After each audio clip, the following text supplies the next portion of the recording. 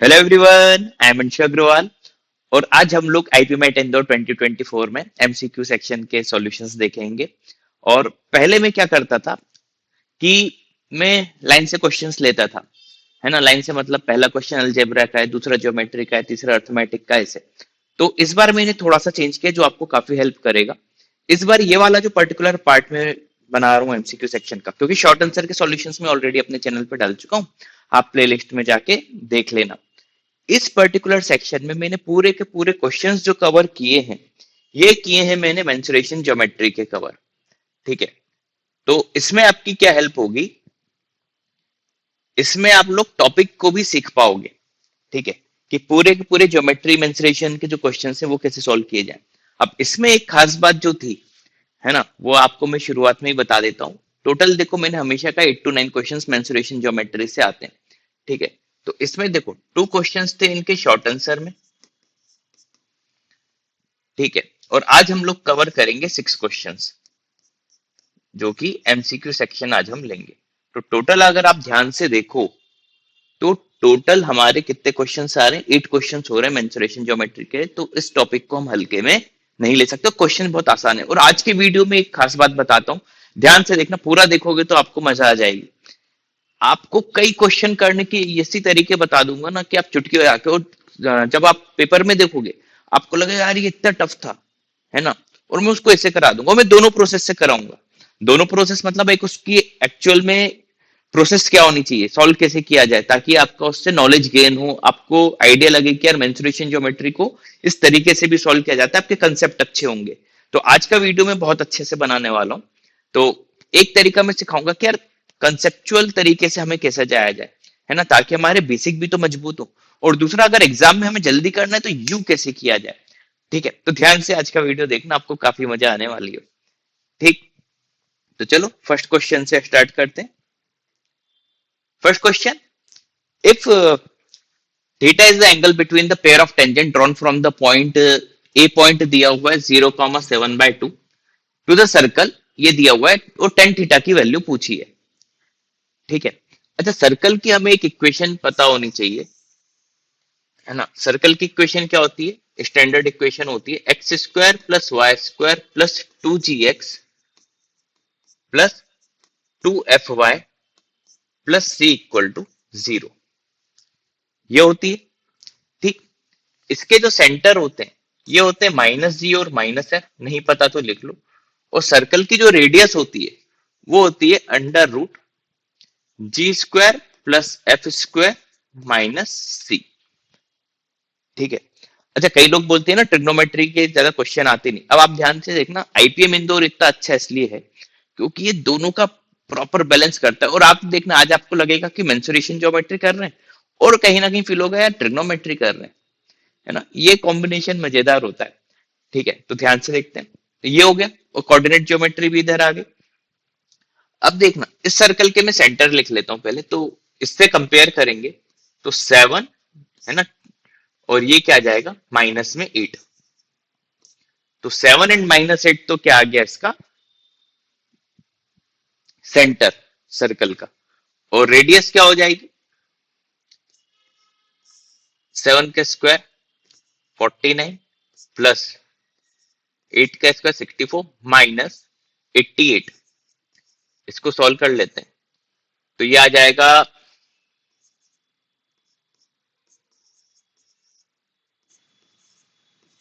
√25, means 5 radius आ गई आपके। Circle की रेडियस 5 आ गई। अब देखो इसको सॉल्व कैसे करें। पहले एक अपन सर्कल बना लेते हैं। सर्कल सर्कल, ये रहा सर्कल, इसकी रेडियस क्या है? 5। तो एक हम सर्कल बना लेते हैं। अब थोड़ी टेक्नोलॉजी का यूज करें तो 5 का ही बनाते हैं, जब इन्होंने भी दिया है तो। ओ, 5 का तो कुछ ज्यादा ही बड़ा बन जाएगा। अरे भाई भाई,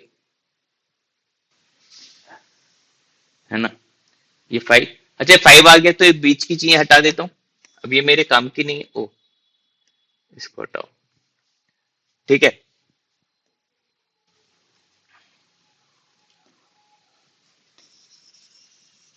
ठीक है, 5 तो अपन ले आए।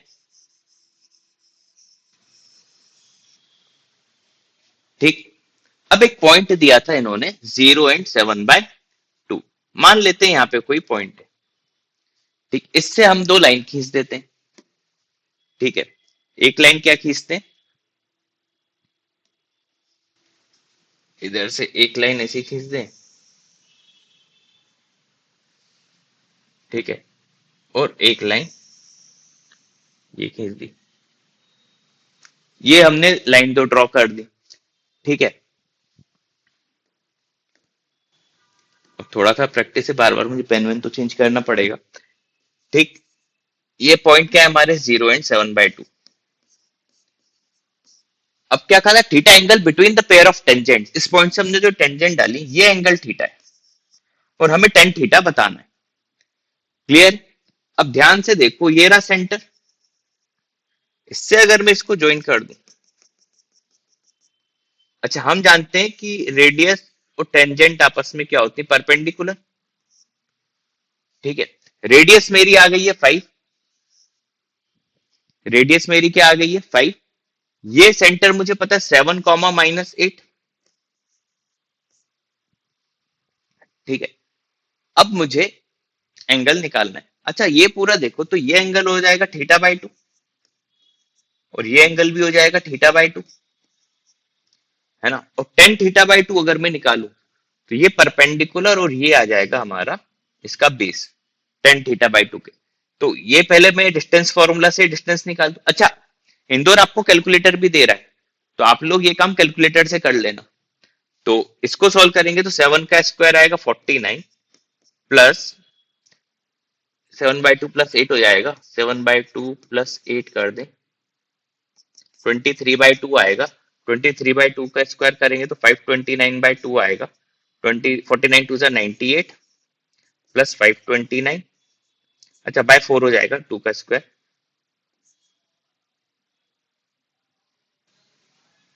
अच्छा 4 टाइम से तो ये हो जाएगा ना,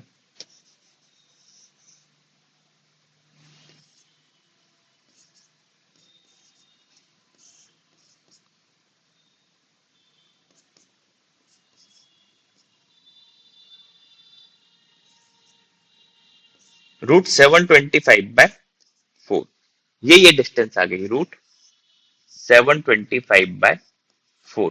हमें तो ये निकालनी है लेंथ। ठीक है, फिर से पाइथागोरस याद करो तो √725/4 का स्क्वायर तो 725/4 हो जाएगा, माइनस क्या कर देंगे 5 का स्क्वायर 25। अब देखो 25 4 से 100 होता है ना, रूट में आ जाएगा तो 625/4, 625 का रूट 25/2, ये आ गई 25/2। तो यहां से tan θ/2 पता चल गया, यहां से मुझे क्या पता चल गया tan θ/2।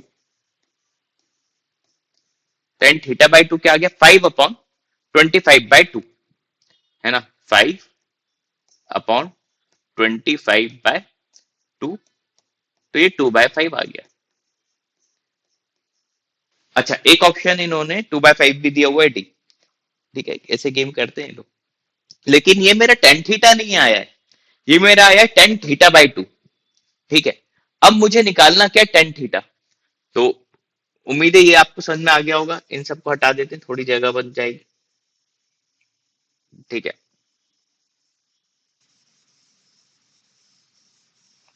अब देखना tan2θ का फॉर्मूला क्या होता है। अब इसी बारे आप समझ गए होगे, tan θ/2 2/5 आ गया। तो अपन सब कुछ हटा देते हैं इधर से, अरे यार वो पूरी स्लाइड भी गायब ना हो जाए। ठीक है, अभी अपन को चलाना नहीं आता तो अपन इसी में कर लेते हैं कुछ और पेंच। ठीक है, अब tan2θ का फॉर्मूला क्या होता है, तो इसके हिसाब से लिखूंगा तो tan θ का फॉर्मूला क्या होगा। tan2θ क्या था, 2 tan θ/1 - tan² थीटा। तो इधर क्या लिखूंगा 2 tan θ/2/1 - tan²θ/2। अब बताओ मेंसुरेशन ज्योमेट्री का क्वेश्चन था कि ट्रिग्नोमेट्री का, तो 2 × tan θ/2 क्या आया है हमारा 2/5 अपॉन 1 माइनस इसका स्क्वायर 4/25। ठीक है, तो 4/ये 5 ऊपर चले आएगा अपॉन 25 - 4 21, तो 20/21 ऑप्शन सी। ठीक है, तो देखो इसने कोऑर्डिनेट ज्योमेट्री भी यूज कर ली और ट्रिग्नोमेट्री के कंसेप्ट भी यूज कर लिए। ये था अच्छा क्वेश्चन, और ज्योमेट्री मेंसुरेशन के क्वेश्चन मजेदार होते हैं। ठीक है, उम्मीद है अच्छे से ये क्वेश्चन समझ में आ गया होगा, काफी डिटेल में मैंने समझा दिया है। ठीक, चलो अगले क्वेश्चन पे आते हैं। ये क्वेश्चन, इसको देखना मैं किस तरीके से कराऊंगा, इसका सॉल्यूशन आप बस ध्यान से देख लेना, उसके बाद देखना।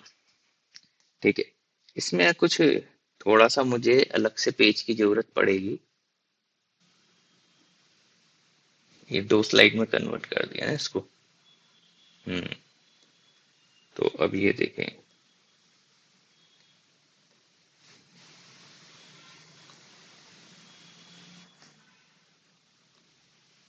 हम्म, अब ध्यान से देखना, पहले मैं कराता हूं आपको इसको प्रोसेस से, ताकि आपको कंसेप्ट भी समझ में आए कि यार किया क्या जाता है। एक ट्रायंगल एबीसी हम कुछ भी बना लेते हैं। ठीक है, ट्रायंगल बना लेते हैं एबीसी, कुछ भी ले लो एक ट्रायंगल। ठीक है, ये तो डायमेंशन भी दे देता है, इसमें तो जरूरत ही नहीं थी। ठीक है, डायमेंशन की जरूरत है क्या, हटाओ इसको, अपन नॉर्मल बनाते नहीं तो कंफ्यूज हो जाएंगे। तो कैसे बनाए, फ्लो चार्ट वाला बना लेते हैं। ये एक ट्रायंगल है, कौन सा ट्रायंगल है ये,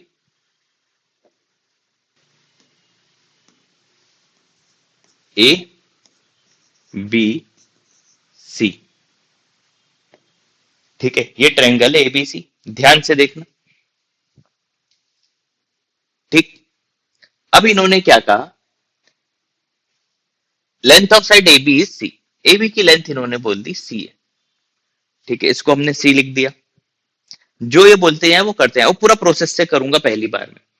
ठीक है, the median B D is length of K, B D जो है मीडियन है, तो बी डी ये बना दिया और इसकी लेंथ दे दी के। ठीक है, ये भी मैंने कर दिया, जो वो बोलते जाए, वो क्वेश्चन देख के ही छोड़ना नहीं, और इसको तो भी ओरल कराऊंगा।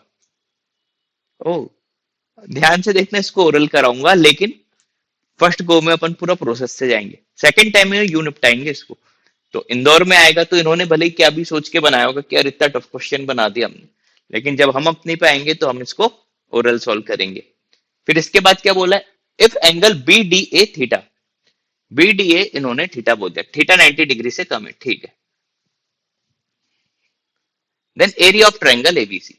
अब ध्यान से देखो, इधर ध्यान से देखना, ये लेंथ और ये लेंथ इक्वल है, बोलो हाँ। अगर मैं कोई भी एक साइड का ट्रायंगल का एरिया निकाल लू, मान लो इतना निकाल लू, इसका डबल कर दूंगा पूरे ट्रायंगल का एरिया आ जाएगा, क्योंकि वो मीडियन थी। तो सिर्फ मैं एक पार्ट का एरिया निकाल लेता हूं। इतना तो समझ में आ गया, ये के है ये सी है, और एक चीज हमें थीटा दी हुई है। ठीक है, बेसिकली एरिया का फॉर्मूला क्या होता है, अगर एंगल थीटा है तो हम एरिया का फॉर्मूला लगाएं तो half A B sine theta होता है ना। तो इस ट्रायंगल का एरिया क्या होगा, हाफ ए बी, मतलब इससे जो करस्पॉन्डिंग है, इसको मैं टी बोल देता हूं एक सेकंड के लिए। तो टी इंटू के, हाफ टी के साइन थीटा, ये एरिया हो गया।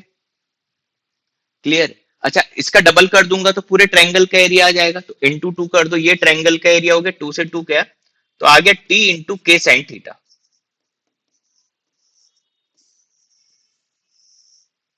इतना आपको समझ में आ गया होगा, अभी हमने कुछ ज्यादा सोचा ही नहीं। ट्रायंगल का एरिया हमारा आ गया टी इंटू के साइन थीटा।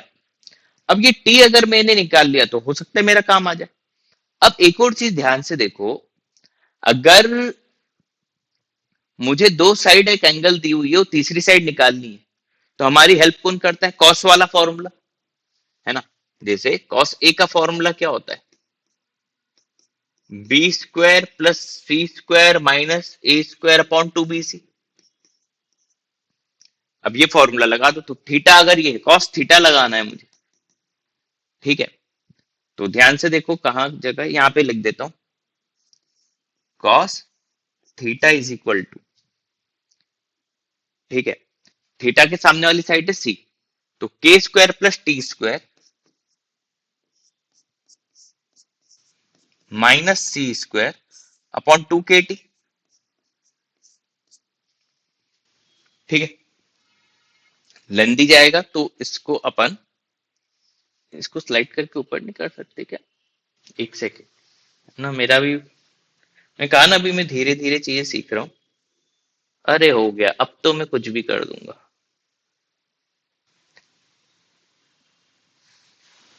इतना ही हो गया है ना। अब देखो, इसको सॉल्व करें तो हमारा क्या आ जाएगा, टी स्क्वायर, ध्यान से देखना, माइनस टी स्क्वायर, ये 2 KT कॉस थीटा इधर आ जाएगा तो minus 2 K cos theta into T, है ना, ये इधर प्लस के स्क्वायर माइनस सी स्क्वायर, ये आ गया इक्वल टू 0। अब मुझे टी निकालना है तो ये क्वाड्रेटिक बन गई टी में, तो फॉर्मूला क्या था, minus B plus minus under root B square minus 4AC upon 2A, है ना, प्लस वाला साइड ले लेंगे क्योंकि साइड पॉजिटिव लेंगे अब, है ना, तो माइनस का साइन मतलब two is equal to minus B है 2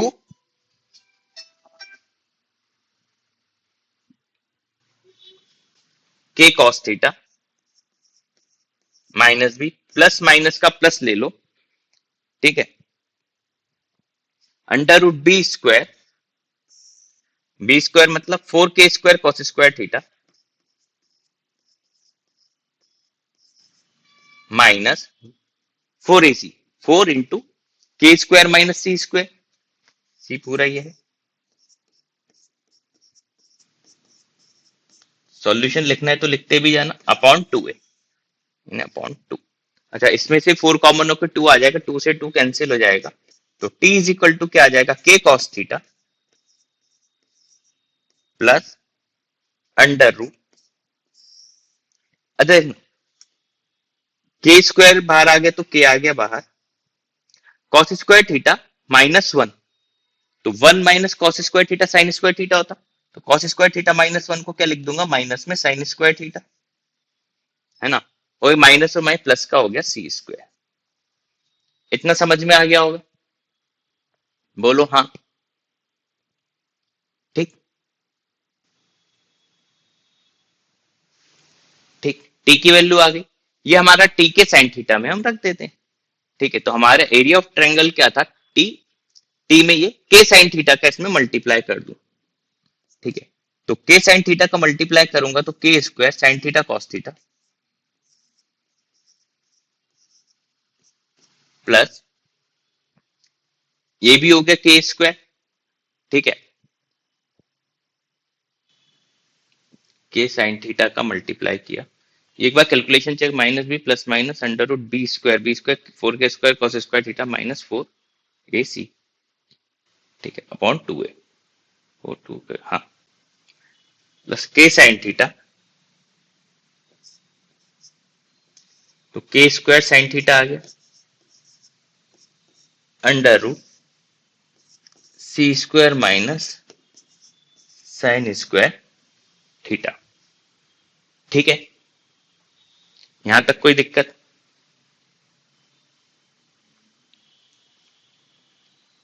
इसमें मुझे एक इशू जो लग रहा है, ठीक है, खैर कोई इशू तो है नहीं, तो फाइनल हमारा आंसर क्या आ जाएगा, C square minus sine square theta, और इसको साइन 2 थीटा/2 लिख सकता हूं, 2 साइन थीटा कॉस थीटा, 2 से मल्टीप्लाई डिवाइड करके, तो के स्क्वायर साइन 2 थीटा/2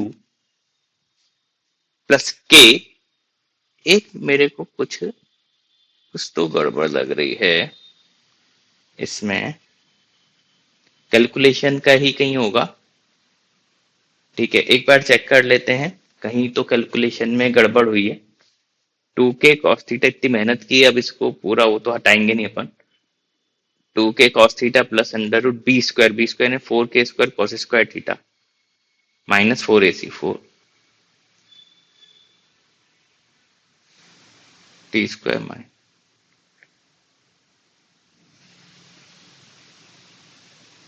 हाँ ये भी सही है, ये भी सही है फिर ये। अच्छा 4 कॉमन आया था, के स्क्वायर आपका कॉमन आएगा ही नहीं, तो ये के नहीं आएगा, ये एक बस हल्की सी गलती थी। अच्छा वो अभी ध्यान चले गया, ठीक है। तो माइनस साइन स्क्वायर था, है ना, के स्क्वायर कॉमन था, तो साइन स्क्वायर थीटा इंटू के स्क्वायर था, ठीक है। तो इंटू के स्क्वायर, वही मैं सोचूं पूरा लाने के बाद का। अब देखो वही 2 से मल्टीप्लाई डिवाइड किया, ठीक है। अब एक ही के साइन थीटा था, तो इधर के साइन थीटा आ गया,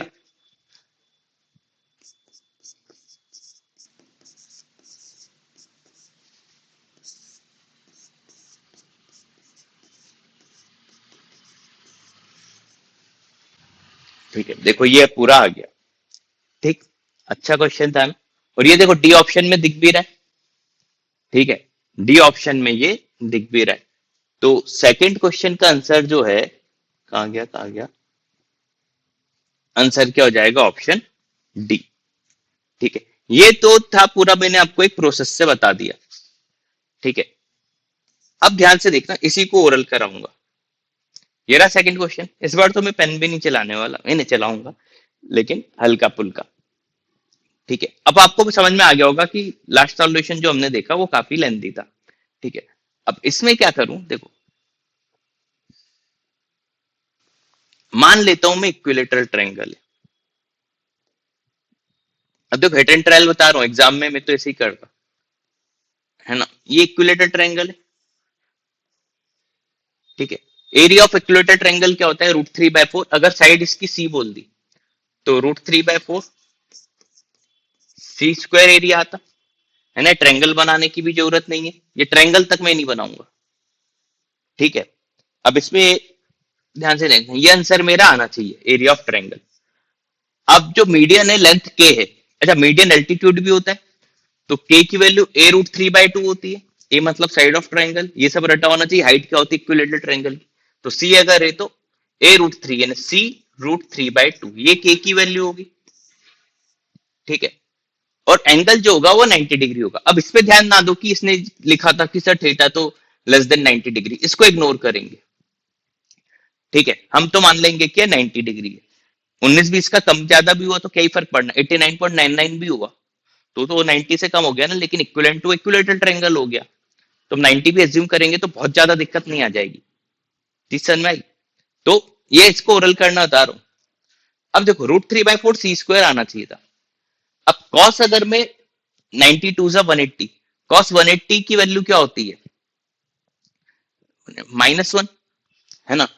और ये समझ में आ जाएगा क्या, √3/4 रूट वाली टर्म तो ये होगी नहीं, है ना, क्योंकि के स्क्वायर भी इधर भी है, और रूट वाली टर्म को किसी में ऐड नहीं आएगी और कुछ ऐड होगा तो कोई सेंस नहीं है, मतलब पहला ऑप्शन रिजेक्ट हो गया। देखो ऑप्शन अब रिजेक्ट यूं यूं करूंगा, ओरल आंसर लगाऊंगा।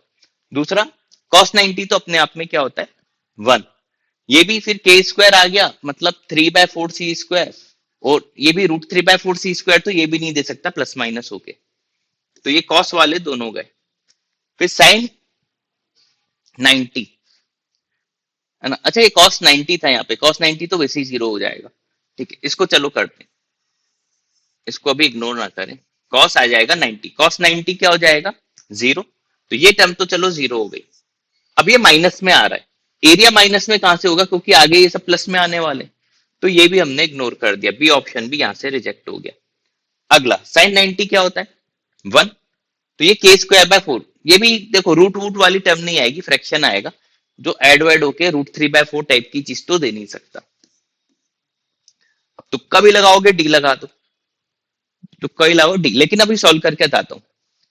साइन 92 जा 180, साइन 180 0, ये वाली टर्म 0 हो गई, है ना।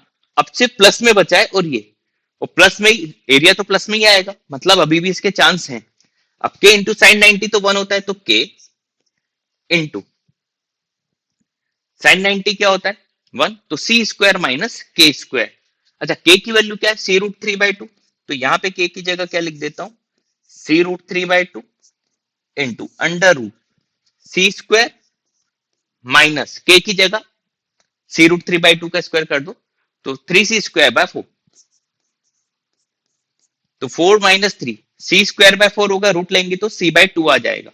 तो c/2 तो c² × √3 और 2 2 जा 4, c²√3/4 आंसर वही चाहिए था हमें, आंसर हो जाएगा डी।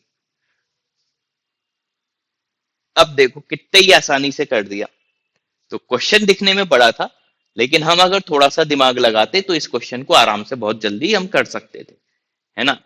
ये चीजें मेन आपको मेरे से सीखनी है, तभी तो टॉप करोगे एग्जाम में।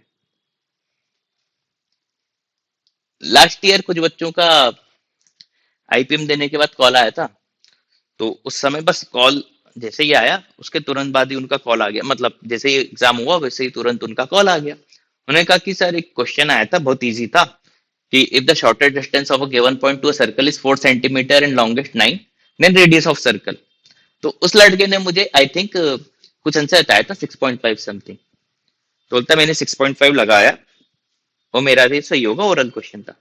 मैंने छुट्टे से उससे क्वेश्चन पूछा था, क्या कोई ऐसा ऑप्शन था जिसमें 2 आंसर हो? बोलता हाँ। तो मैंने कहा तेरे 90% है, तेरा गलत हो गया, क्योंकि तूने एक ही डायरेक्शन में सोचा होगा। तो बेसिकली आईपीएम में अगर कोई इजी क्वेश्चन भी आए तो एक बार दिमाग जरूर लगा लेना कि कहीं घुमा तो नहीं रहा है। जैसे आपका मान लो 6.5 आया, अभी सॉल्व नहीं किया, लेकिन आपको एक ऑप्शन में और 6.5 दिख रहा है, तो फिर आपको एक बार और कुछ सोचना चाहिए कि यार दो ये क्यों लिख रहा है। ठीक है, चलो अब इस क्वेश्चन को सॉल्व कर लेते हैं। If the shortest distance of a given point to a given circle is 4 and longest is 9। ठीक है, अब देखो एक सर्कल बना लेते हैं। ये सर्कल बन गया, ठीक।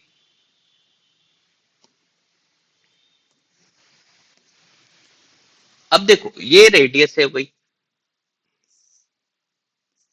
आर, ठीक है। अब बोल रहा है shortest distance of a given point to a given circle is 4 and the longest distance is 9। ठीक है, ध्यान से देखना। The shortest distance of a given point to a given circle is 4। मान लो ये है पॉइंट एक, ये यहां से है, शॉर्टेस्ट डिस्टेंस की क्या हो जाएगी 4, और इसी की लॉन्गेस्ट डिस्टेंस क्या हो जाएगी, यहां से हो जाएगी, है ना, 9। तो 2r+4 इज इक्वल टू 9। तो 2r=5। तो r की वैल्यू 2.5 लो, हमारा तो पहली बार में 2.5 ही आया है ना। अब देखो इन्होंने सही किया, आंसर तो आप समझ ही गए होगे क्या है, लेकिन अभी हम दोनों आंसर लाएंगे। एक तो ये चीज हो गई। अब नॉर्मली बच्चे क्या करते हैं, या तो एक कंडीशन लेते हैं कि पॉइंट को सर्कल के अंदर लेंगे या बाहर लेंगे। ठीक है, तो 2.5 तो हो गया, लेकिन वो पॉइंट सर्कल के अंदर भी तो हो सकता था। ठीक है, मान लो ये पॉइंट होता वो, है ना। तो देखो ये तो हो गया आर, और यहां से यहां तक भी आर है, लेकिन ये जो डिस्टेंस है शॉर्टेस्ट, ये तो हो गई 4। ठीक है, और लॉन्गेस्ट डिस्टेंस क्या है, ये इन्होंने दी है 9। ये 9 किसके इक्वल होगा, देखो आर तो है ही, आर प्लस इस बार ये r-4 होगा जो कि 9 है। तो 2r की वैल्यू क्या आ गई, 9+4 13। तो r की वैल्यू क्या आ गई 6.5। तो दो पॉसिबल आंसर है, 2.5 एंड 6.5। आंसर क्या हो जाएगा इसका, डी। ठीक है, वैसे आसान क्वेश्चन था थर्ड तो थर्ड क्वेश्चन का आंसर क्या हो जाएगा, ऑप्शन डी।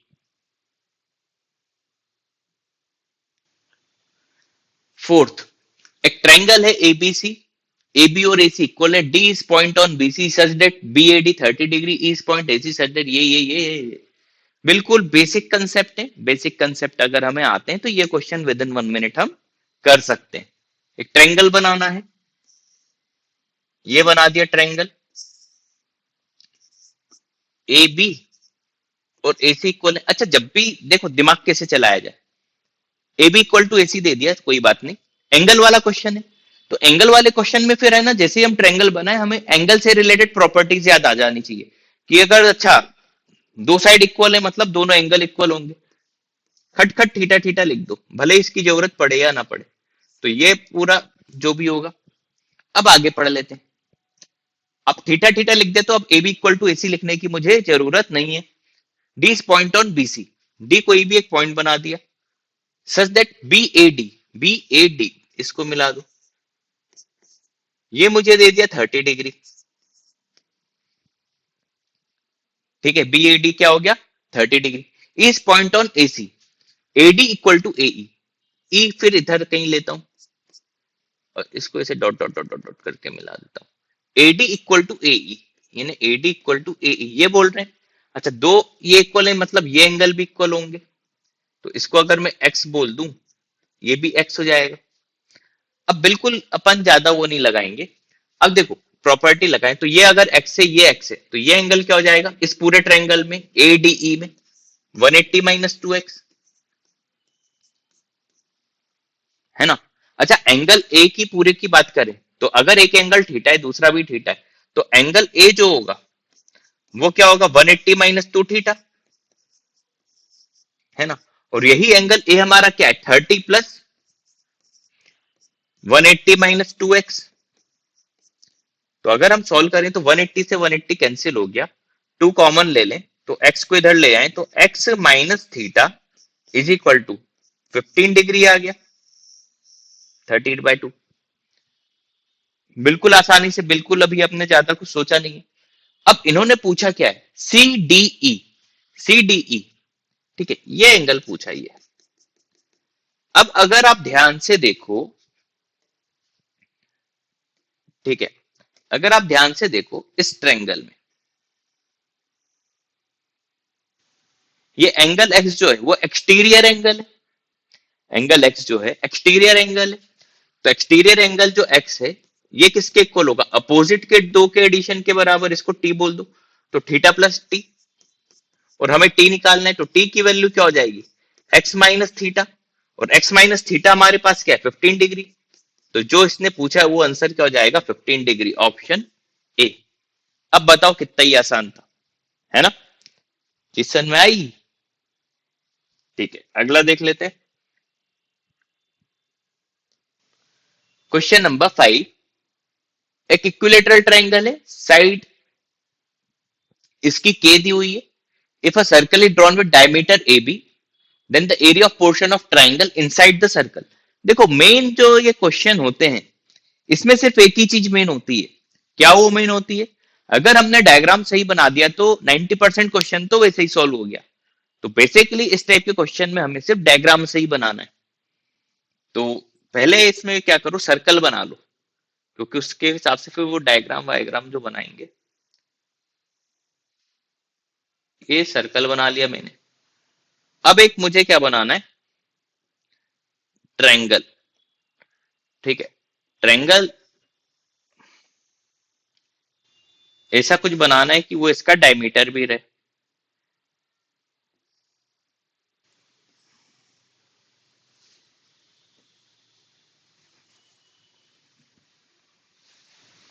इसको खींच दूं क्या थोड़ा सा, वैसे इक्विलेटरल है इतना मत खींचो, ऐसा कुछ डायग्राम बन जाएगा।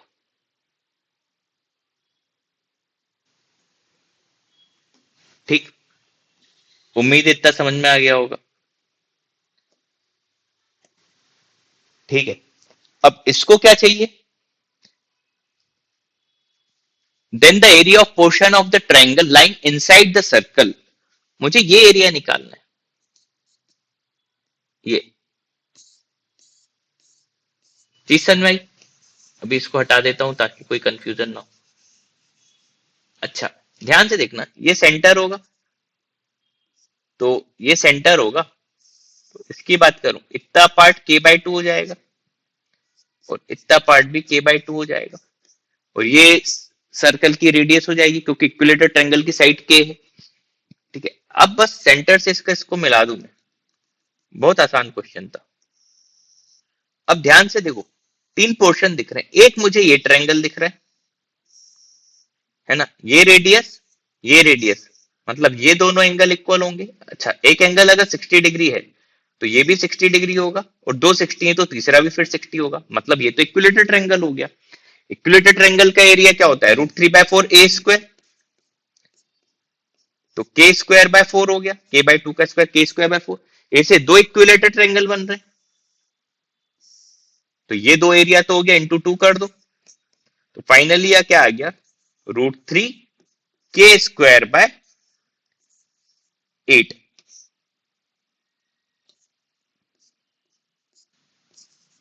√3 k² / 8, ये इतना पार्ट आ गया। लेकिन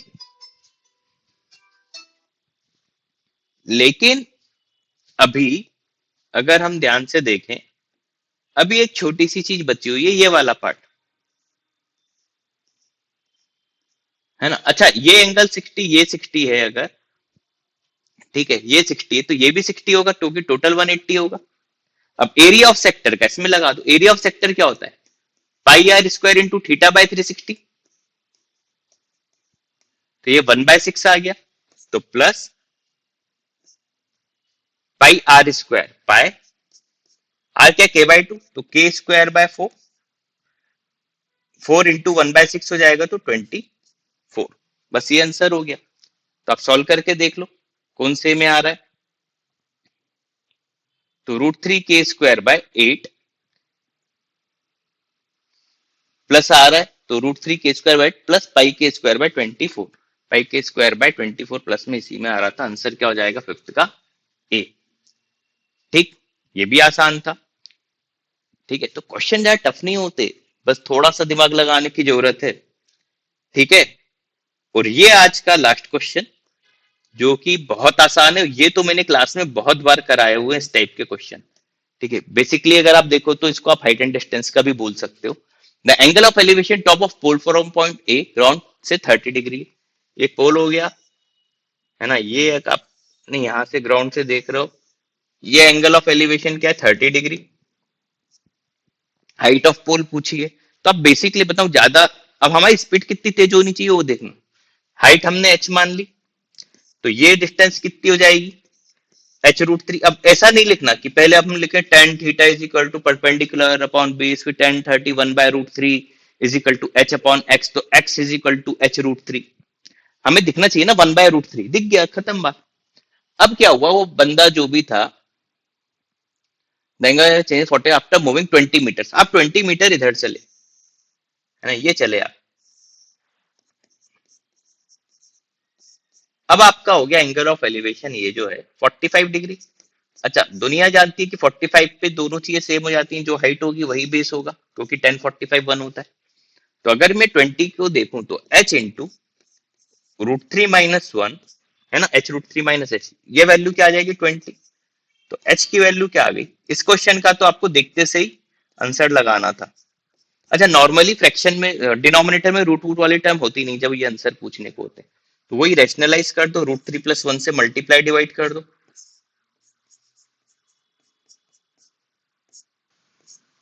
तो 20 इंटू √3 + 1 अपॉन नीचे a - b into a+b, √3 - 1 into √3 + 1, 3 - 1 2 आ जाएगा, तो 20/2 क्या आ जाएगा 10। तो फाइनल आंसर क्या आ जाएगा 10 इंटू √3 + 1। कौन से ऑप्शन में, ए ऑप्शन में था। ठीक है, तो सिक्स्थ क्वेश्चन का आंसर भी क्या हो जाएगा, ए। तो उम्मीद है कि सारे के सारे मेंसुरेशन ज्योमेट्री के क्वेश्चन आपको समझ में आ गए होंगे। ठीक है, तो बस अभी तक वीडियो सुन रहे हो तो चैनल को लाइक सब्सक्राइब जरूर कर देना, और वीडियो को काफी शेयर करना, इस चैनल को भी ब्रांड बनाओ जल्दी से। ठीक है, तो thanks for watching this video.